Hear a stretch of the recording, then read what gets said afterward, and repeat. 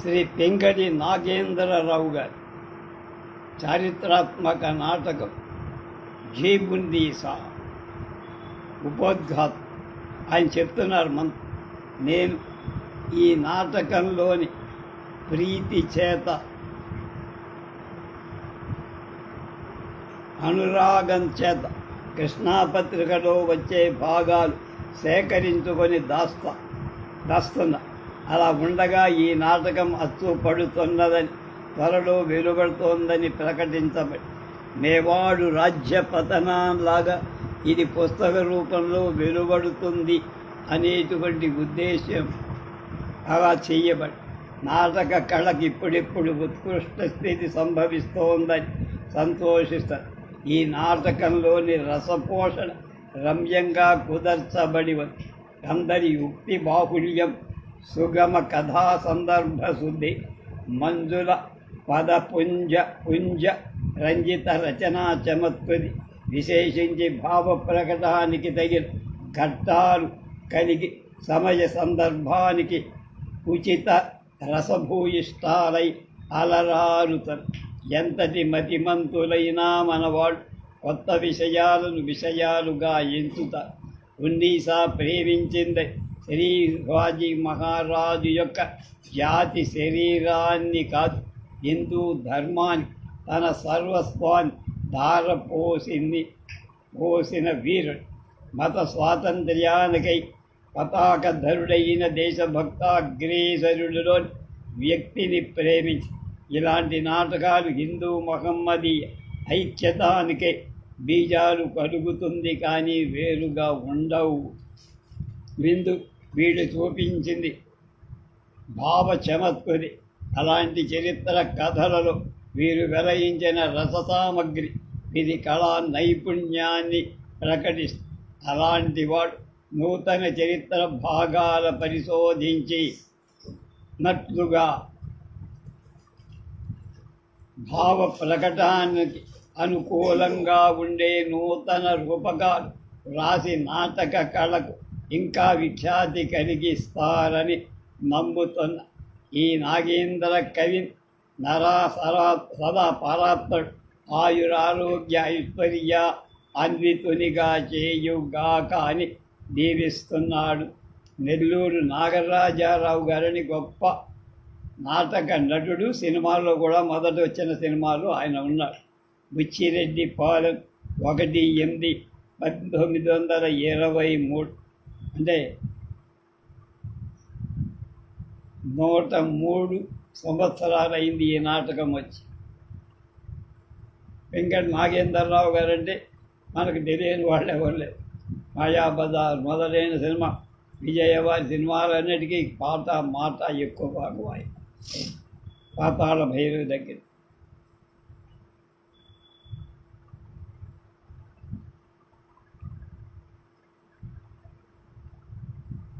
వక్తవ్యం. శ్రీయుత మణిలాల్ గంగోపాధ్యాయుడి వ్రాతల ఆధారంగా చేసుకొని సరస్వతి నికేతనం మచిలీపట్నం వాళ్ళు రచించి ప్రకటించిన విదుషీమణులు అనే పుస్తకానికి వీరి కథలకు ఆ కథా పరిచయం ఈ క్రింది విధం. ఔరంగజేబుడికి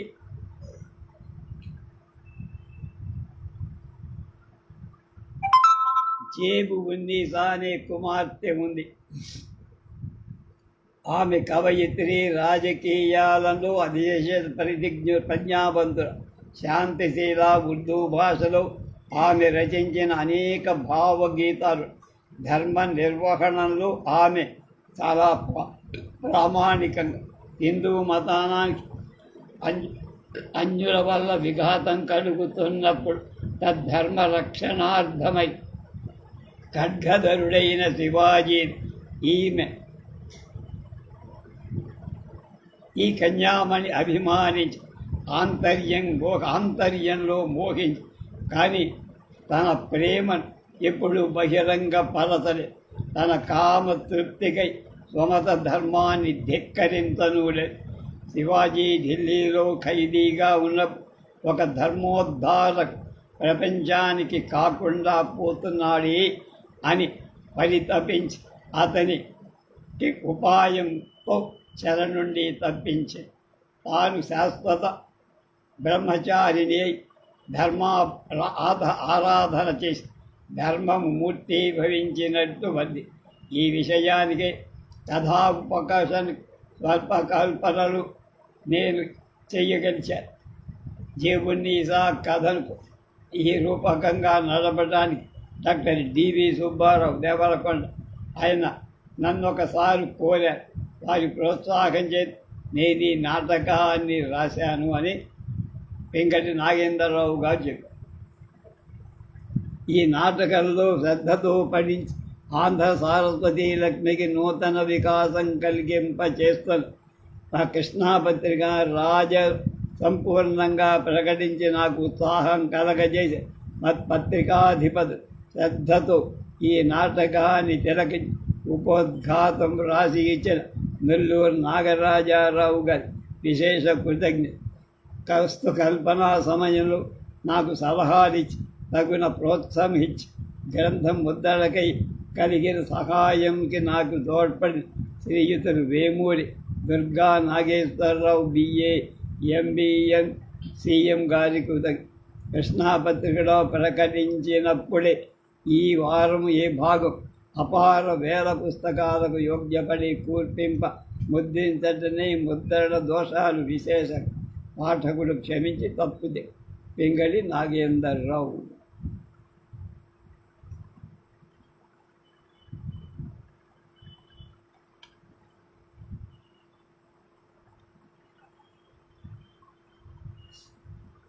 ఈ పుస్తకాన్ని కీర్తిశేషులైన వేమూరు సుబ్బారావు గారి అంకితమిచ్చారు. ఆయన ఎలా ఉంటారో మనకి తెలియదు, ఇక్కడ బొమ్మ చూస్తే తెలుసు.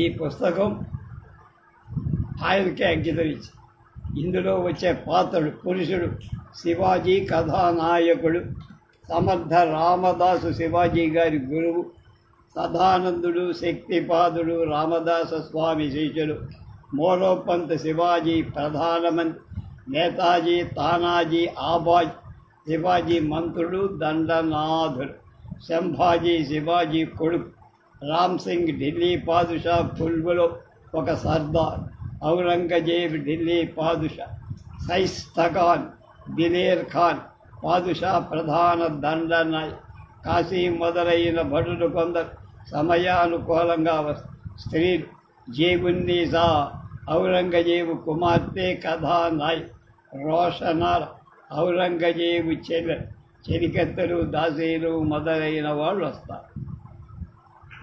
నాంది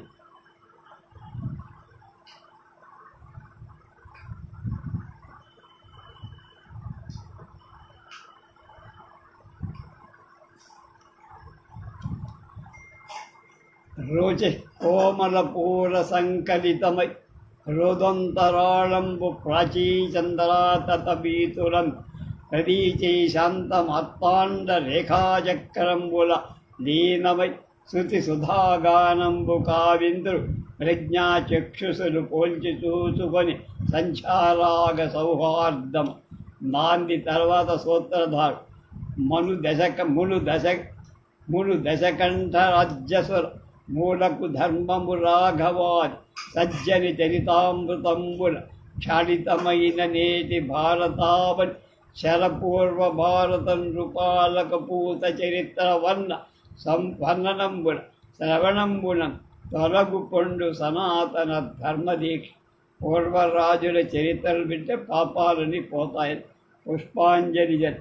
స్వాతంత్ర యజ్ఞ దీక్షితులైన పుణ్యాత్ములు సభాసదులు మీరు ఆజ్ఞాపించినట్లుగా ఇవాళ ఒక నాటకాన్ని చెప్తున్నా. అయ్యా, నాటకం ఏమిటి, పేరేమిటి? ఇది ఎంత అత్తు సరిగ్గా లేదు. భారత భూమి యొక్క భారతీయ గానాన్ని వెనకనున్న శృతి ధర్మ సామంజసమే కదా. భారత విజ్ఞాన కలిసిపోయెను యమునలో గాంగలహరి నీల గగనాంగణము శర నీరదాభ్ర శకల పరివృత్తమై వింత సౌలు దాల్చే అన్సరు నెమ్మురు నృత్యమాడే వెలస. తెర చూసి ఇంకా తెర ఎత్తలే నాట్యగతి అభాజీ తెరలు.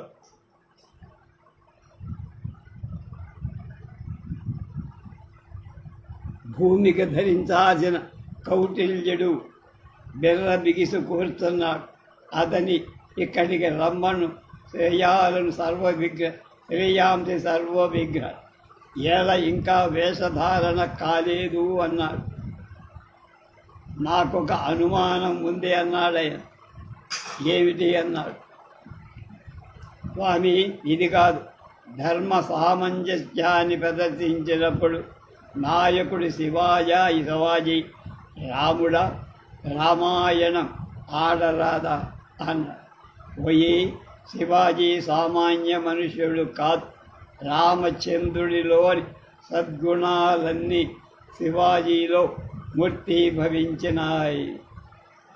అలకాంత విముఖత్వంలానికి రాముడెట్లో శివాజీ కూడా అలాగే. రాముని రాజ్యమంతా అప్పనమీయ వచ్చిన శూర్పణకు రాముడెట్లాగో మొఘల్ సామ్రాజ్యాధికారం గుప్పిట్లో పెట్టుకొని రోషనార కూడా అలాగే తృణీకరించారు. రామచంద్రుడిలాగా శివాజీ కూడా ఆమ్నాయాలను కోపాయి కథ ఇంకా మెరుపు శివాజీ కథలో కృతయుగ ధర్మంతో నడిపించారు. మేఘనాథుడి శివాజీ బందిపోటు దొంగ అయ్య అమాయకుడా స్వప్రయోజనాన్ని అర్థించి పరమార్థరహితంగా శివాజీని కొండ ఎలుకంటే ఔరంగజేబు విగ్రహ భంజనకుడని వర్ణించిన పాశ్చాత్యుల వ్రాతరాధారంగా పలికిన పలుకులా నువ్వు నమ్ముతావు. శివాజీ మహమ్మదీయ స్త్రీలను రక్షించాడు. మహమ్మదీయుల కొరకు మసీదులు కట్టించాడు. భారత వర్షంలో సర్వమత సంధాయిగా చేస్తానని ఔరంగజేబ్ తన శాపాన్ని కొంత హిందువులకు వారి మతాన్ని దేవాలయ ఆజ్ఞలకు సేనాపతులకు నీడల నుండి రక్షించారు. ఇదంతా కష్ట సహిష్ణుత కూడదని తన రాజ్యం శాసనం చేశారు. అలాంటి మహాత్ములా నువ్వు అనుమానించావు అన్న. 60,000 మంది సైన్యం ముస్లింలు ఉండేవాళ్ళు శివాజీ ఆ రాజ్యంలో. 60,000 మంది ముస్లిం. ఇవాళ మన దేశంలో కేంద్ర ప్రభుత్వంలో ఒక్క ముస్లిం మంత్రి లేడు. ఎందుకో ముస్లింలు అంటే అంత వీళ్ళకి అంత అయిష్టది నాకు అర్థం కాదు. క్షమించు అజ్ఞుడని క్షమాపడు దేం కౌటిల్య పో వేషాన్ని త్వరగా ముగించురా. ఆహా, ప్రకృతి విచిత్రమైన కృపాణం యొక్క పూతధార నుండి కృపారసం ప్రవహింప శ్రీకృష్ణుని నిత్య రూపాన్ని దూరిక తన వంశగాన మాధుర్యం చేత జీవుడు ప్రేమను ఆరాధించి ఆందోళనలాడి మరణీధుడు. ఒకప్పుడు హిందూ మహమ్మదీయుల సంఘటనలు భార్యాభర్తలు తల్లడిల్లిపోయాము.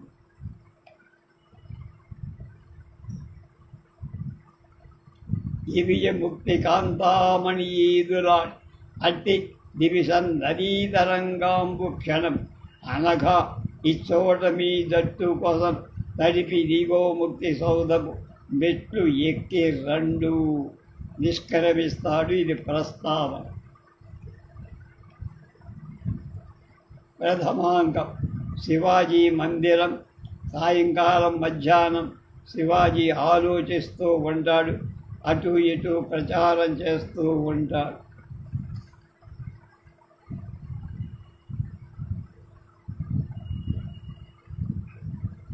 రాజ్యాంతే నరకం ధ్రువం.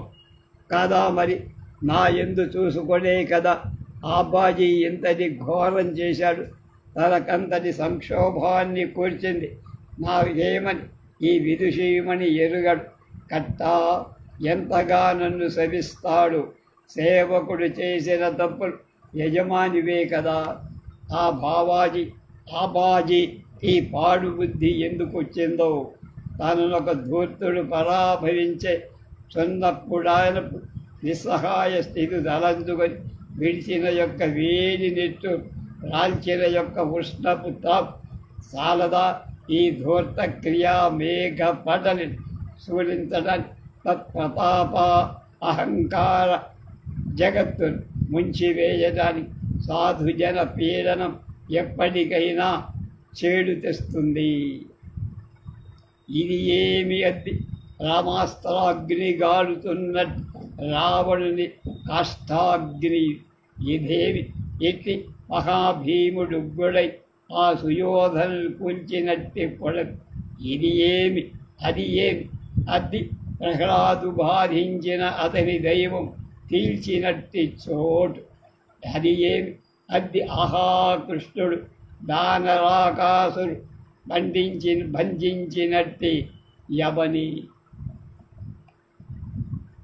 అదియును ఇదియును ననేల మాయాచ్య ధర్మ ఖడ్గలోహాగ్నివట్ సర్వ కలుషములుడు భస్మమయ్యే నిందు ఇతడ సంభవుడనైన ఇహై దురాపాఘముల చేత సహింపగలడు. గోమాత కోసం సర్వధర్మాన్ని కొరకై ఖడ్గాన్ని బట్టిన నేను ధర్మహానిని సహిస్తానా? కర్మచ్యుతుడు కానా? ధర్మధిక్కారం ఓర్చుకోలేని నా కోసం నరకద్వారాలు తెరవబడతాయి. నా స్వభావం తెలియక ఒక మహమ్మదీయ కులాంగల్ చెరబట్టి నాకు కానుకగా తీసుకువచ్చాడా ఆబాజీ? ఎంత మతిమాలిన పని! నాకు తీరని కళంకం తెచ్చాడు. నేను తాను చేసిన ఆ పని నా హృదయంలో చిచ్చు పెట్టినట్టు. అతడు ఎరుంగలేకపోయా. తన ప్రజ్ఞకై ఈ శివాజీ మెచ్చుతాడని అతడు అనుకొని ఉన్నాడు. కావు రాజకులకున్న పాపం కలదా?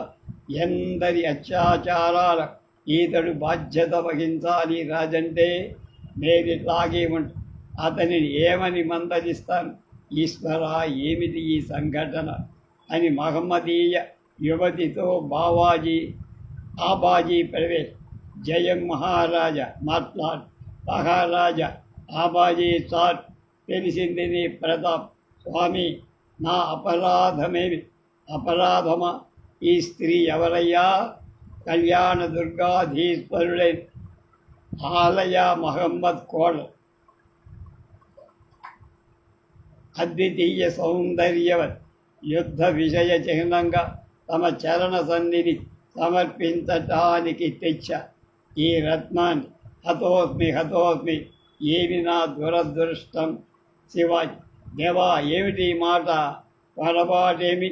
పొరపాటు స్త్రీ జనుల చెరబట్టడం తగ్గుతుందా? ఏమి దేవర, త్వరకులు మన హిందీ స్త్రీలనిట్టు చేస్తే, ఇంతకంటే ఘోరం చేస్తే ఏమిటి మాటలు? ఆబాజీ, ఎవడో ఒక తురుష్కుడు చేశాడని ఆ జ్ఞాతినంతటిని ఒకటి ఘాట్లో కట్టేస్తావా? పవిత్రమైన హిందూ ధర్మం అంటే చెందిన ఈ అమానుషత్వాన్ని వడగెత్తినట్లే కదా.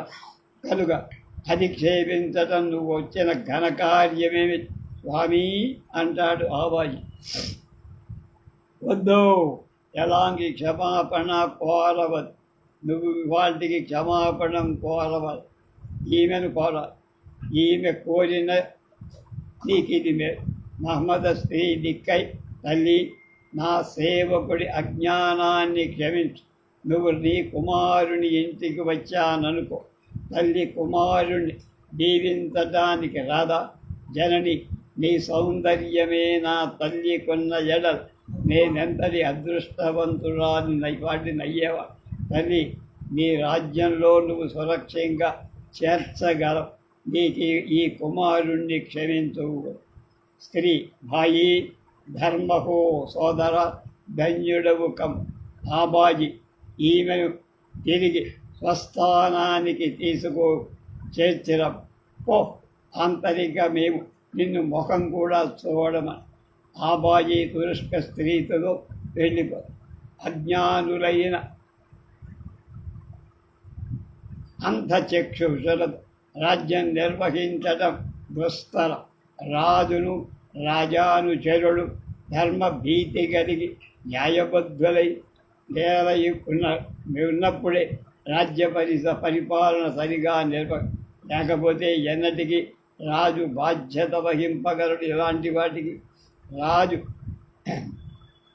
సర్వవిధాల బాధ్యత భగవానుడి మీద ఉంచి కర్తవ్యం పాలిస్తూ రాజ్యశాసన పరాయణుడై చరిచుచుండి ఎంతో జన పోషణాది రతినున్ననంతటి పాపరాజు నిర్వ్యాజత వచ్చి వాని తలపై బడు ఎంతయు దుర్భరం. తండ్రి జగదీశ, రాజ్యము భరింపగలేనను భీతి కలుగుతుంది. ఈ రాజ్యాన్ని నేను భరించలేము ఆవేదన పొందుతున్నాడు శివాజీ. రెండవ రంగం. నర్మదా నదీ తీరం. ఉదయ సమయం. సదానందుడు భక్తి పరవశుడై ప్రవేశం. సదానంద్ జలకంబాడిన వాడగావలెన్ కృష్ణ స్నాన పుణ్యోదకంబులందు రహి తీర్థ సేవకుల గుంపులు గాగ పోగంటి దుజ్యముల గోలు జలముల గ్రోడ్ హర్ష బిందువుడు రాల్చంగన్ శ్రీకృష్ణమై పులకల్ పుట్ట నర్మదా జల కడంబులు కాక పోతింగద అరయన్ పింఛమును సుధా మురడిను హంసోత్తరీయంబును కర పుష్పంబును కర్ణ పుండలిను కాకన్ తుచ్చ దౌర్భాగ్యపును నరునై పుట్టిది నేల ద్వారకను నీ నాడైన జన్మింపగన్ కరుణాశూన్య యుగంబులంబడిది కృష్ణ ఎట్లు రక్షించదో. అలనా ద్వారకలు మహావనములు అభ్యాకర ప్రాంత శీతల బలాంబరమహీజరాజముల పొంత దివ్యమందార పార్శ్వ రసఛందశిలావితద్దిగ తేజం గొప్ప నీమూట్ అక్షులగన్ భాగ్యం లేక అక్షులగన్ భాగ్యం అంటే చూసే భాగ్యం లేకపోయే గదా గోపాల చూడామన్. బృందవనాంతరం భాగములు వేణుము నెంబయి నూది కొంచె ఓ బృందము వెంట నందముల వేరములాడుదు ఓవుతున్న నీ సంద మెరుంగ కూలియే అజస్ర వనీయ యవనీయ భావన స్పందమొకసారి కనంబడరాది మోహన జిలిబిలి పాట తేనియల చిలుకుజు ముద్దుల బ్రహ్మరింప ఉజ్వల మరళీ వినోదము సద్వర భూముల ఎందు సాలమందల నడవన్ నిహార కలన చెరువొందడు నట్టి లోకమంగళమ నీ శుభాకృతిని కాంతుల పండుగ నాకు మోకనా. ప్రథమాంకం. శక్తిపాదుడని మరొక శిష్యుడు ప్రవేశ. పురేశురారీ మధుకైత భారి గోపాల గోవింద ముకుంద శౌర్య. శక్తిపాద యుగ యుగాంతరాల నిండి భారతవర్షం కృష్ణ గానంచే పునీతమౌత కదా.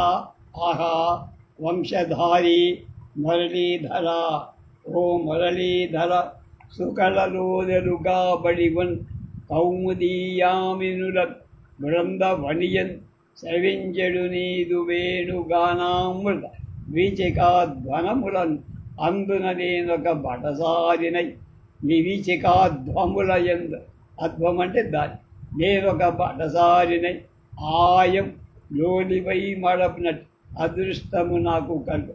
సదానంద గురుదేవుడు రామదాస స్వామి వారు ఉపదేశం కదా మరి మీ కృష్ణ తేజం మనం భోగింపగలుగుతుందో. నమో గురుభ్య నమో గురుభ్య. శక్తిపాద గురుదేవుడు ఎంత శిష్యవత్సలుడో గదా మిత్రమా, ప్రేమించట కోసమే వారు జీవిస్తున్నారు. సమర్థ రామదాస్.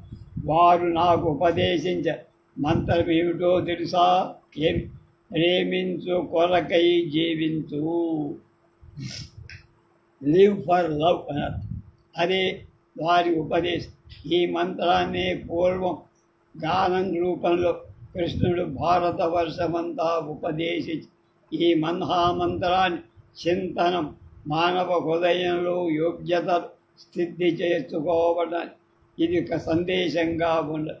అలాంటి యోగ్యత సంపాదించడం ఎలాగయ్యా? ధర్మాన్ని పాలించటమే. ఏ ధర్మం? స్వధర్మం. ఎవరికి ఏ ధర్మం చెప్పబడితే అది. శక్తివాద అట్టయితే నేను మన ఆర్య ధర్మాన్ని విఘాతం కలిగిస్తుంది కదా. మన కర్తవ్యమేమిటి? స్వధర్మ నిర్వహణ. శక్తివాద ప్రబల సత్తులైన విధర్ముడు ఖడ్గ సహాయంతో కృత్రిమంగా మన ధర్మ దుర్గాన్ని భగ్నం చేస్తున్నప్పుడు దాన్ని నివారించడం మనపోటి సాధువులను ఏం చెయ్యాలి? మన ధర్మమే. ప్రలోభాలు చేసి రాజుల చేత ఆ పని చేయించాలి. ప్రజారక్షణ రాజులకు కర్తవ్యం. భారతవర్షంలో రాజులు పోయారు. కాకపోతే ఈ విధంగా మ్లేచ్ఛ విజృంభణానికి అవకాశమా? కాదు సదానల. భారతవర్షం గొడ్డుపోలా. భారతవర్షం ఉద్ధరించే యోధమని ఇప్పుడు అవతరించాడు.